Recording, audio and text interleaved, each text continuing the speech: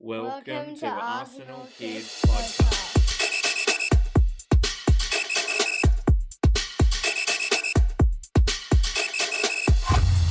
Hello and welcome to Arsenal Kids Podcast. My name is Madi and I'm joined by my co-host, Ben. And it is great to have you join us for this episode. Yes, hello listeners, hello Maddie, and welcome to episode number 149. Thanks, Ben. And what are we talking about in Arsenal Kids Podcast this time around? Well, Maddie, do we want to start with the good news or the bad news? Let's get the bad news out of the way, should we? Okay, well then, in part one, we're going to focus on the men's team loss away to Bournemouth in the Premier League. After we played the final 60 minutes of the match with 10 men following William Saliba's sending off. And then part two. Well, we're going to look at the good news, and that's the return to winning ways in the Women's Super League as our ladies head into the October international break with 3 points. After beating a stubborn West Ham side. Indeed, and just a quick reminder that we would love for you to help us to grow our Arsenal Kids community, so please share our podcast with others. We would love you to join us on this adventure together. We would indeed, and Maddie, the men's team, had a few enforced changes as injuries to Saka meant he was not in the matchday squad. Martinelli was on the bench, and Mikel Merino, he started his first game for the Gunners as we had a defensive focus to begin the game with a moment from David Raya who gave the ball away as we tried to play out from the back, putting the team under more pressure than we probably wanted to be under, but we really did struggle to create any real chances of note in the first half hour. The best I think we did see was a Raheem Sterling cross, which evaded everyone and sailed wide of the post. But then everything changed at the half hour mark. It did. Leandro Trossard on the left side of the pitch tried to play a ball, I don't know if it was a back pass to Raya or whatever it was, but it was a bit of an up and under, an old hospital ball as I used to call them growing up. And Bournemouth attacker Evan Ilson looked set to intercept that pass backwards, but William Saliba pulled him back just past the halfway line with our centre-back initially shown a yellow card by the referee. But then VAR suggested that the referee take another look at what happened. And Rob Jones, the referee, he went over to the pitchside monitor and after reviewing the incident, he cancelled the yellow card and upgraded it to a red card, meaning that Saliba was sent from the pitch and Arsenal, for the third time already this season in the Premier League, were reduced to 10 men, this time with around an hour of football still to play. In the time of the red card, until Jakub Kivior was brought on to replace a missing defender, we actually had a good chance to take the lead with Mikel Merino hooking Raheem Sterling's cross just wide of the post. We managed to keep the game at 0, or as we went into the half-time break. But in the second half, we seemed to struggle a little bit more as Bournemouth appeared to have all the chances. But we did get a couple of shots off, none better than the one that fell to Martinelli, who had just come onto the pitch.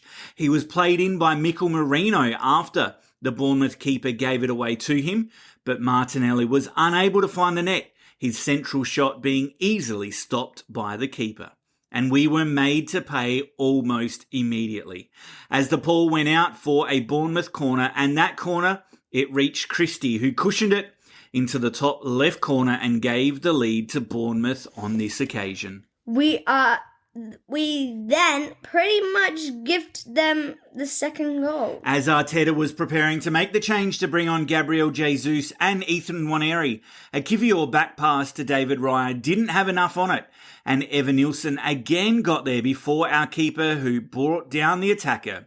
Or more, I think the attacker ran into David Raya, but either way, the referee pointed to the penalty spot, and VAR were never going to overturn the decision as Clivert stepped up to the spot to tuck the ball away into the bottom right corner for the home side, giving them a 2-0 lead.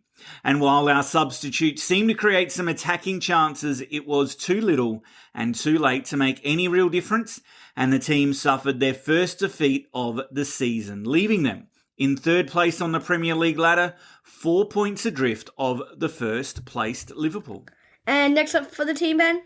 Well, Maddie, there's nothing better than a lot of football coming up to get over the last defeat, and this week is no exception as the men's team, they're going to play a Champions League game at home where they're going to be facing Shakhtar Donetsk midweek, where we hope that they can get back to winning ways. Okay, well, let's leave it there for part 1, and we'll be right back after this with part number 2.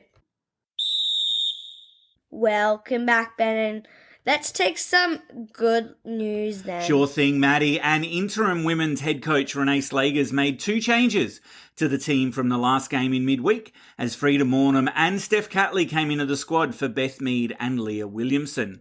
And the players started with a lot of intensity as Frida Mornham, Caitlin Ford and Alessia Russo all aggressively pressed West Ham's backline. And with Lotte Wubben-Moy still unavailable, Catley put in a shift as a centre-back, tasked with keeping the West Ham forwards quiet. And we got the first shot on target. We did. Alessia Russo rose up for a header, but it went straight to the West Ham keeper. But despite dominating possession across the pitch, our Gunners weren't able to translate their possession into many clear-cut chances on goal. Ford and Mornham combined well down the left with overlapping runs and 1-2 passing, but we were unable to unlock enough space in that final third. Leah Volti was the player who had the best chance of the half as she let fly from outside the box, but it was saved by a good stop from the Hammers keeper. With no change to the score, after 1 hour, 4 substitutes came on at the same time. It was a bold move from our interim head coach who tried to really shake up the game by bringing on Beth Mead, Rosa Kafaji, Kyra Cooney-Cross and Stina Blackstenius. And it worked as the match had opened up with Blackstenius looking bright from the start, running through on goal and trying to slip the ball past the keeper, but it went agonisingly inches wide of the post. But the referee pointed to the spot. Blackstenius' runs were causing the Hammers all sorts of issues, and this time she was brought down in the area by the defender, with the referee not hesitating to give a spot kick to the Gunners, and it was Mariona Caldente who stepped up to the spot and calmly slotted the ball home, making no mistake and making the score 1-0 to Arsenal! That never gets old. And from that point on, it was like a switch went off in Mariona's play as she imposed herself immensely into this game, dictating all of our attacking play from the central number 10 position. But it would be Swedish substitute Rosa Kafaji who would secure us all 3 points right at the end of the game after Blackstenius, on yet another good run, played a perfect cutback to her Swedish teammate Kafaji from near the penalty spot. She calmly slotted her first Arsenal goal with a brilliant first-time finish that went into the roof of the net and ensured victory for the ladies' team. And where does that leave us in the league table, Ben? Well, Maddie, it means that we are now in 5th position in the Women's Super League, where we sit on 8 points from 5 games. And already, though, we are 5 points behind the leaders Man City, who are currently atop the table with 13 points. But as you know, it's a long season, and while there seems to be a sense of inevitability with both Chelsea and Man City having good starts, there are plenty more games still to go. And what is next up for the team, Ben? Well, Maddie, next up, pretty much all of the players are heading off to play for their countries over the next 2 weeks during this international break. Are we going to see the Matildas? Not this time around. That's going to be in the next international break, where we are going to be seeing Caitlin Ford, Steph Catley and Kyra Cooney-Cross play a couple of friendlies here in Queensland for Australia against Brazil. But after this 2 weeks, we're straight back into the thick of Super League action as we're away to Manchester United, where we're going to look at keeping our winning run continuing. Okay, well, let's wrap it up for this episode. Thanks again for joining us on Arsenal Kids Podcast. Before we sign off, we want to express our gratitude for your continued support. If you haven't already, follow, like and subscribe so you don't miss us in the future. Remember, your love for the beautiful game is what fuels our passion. And we would love for you to spread the word about Arsenal Kids Podcast. Yes, please share our podcast with other Arsenal kids you know and help us to grow this amazing community together. We hope for you to join us on the Midship Gang soon. Keep the spirit of the game alive, and until next time, Goodbye.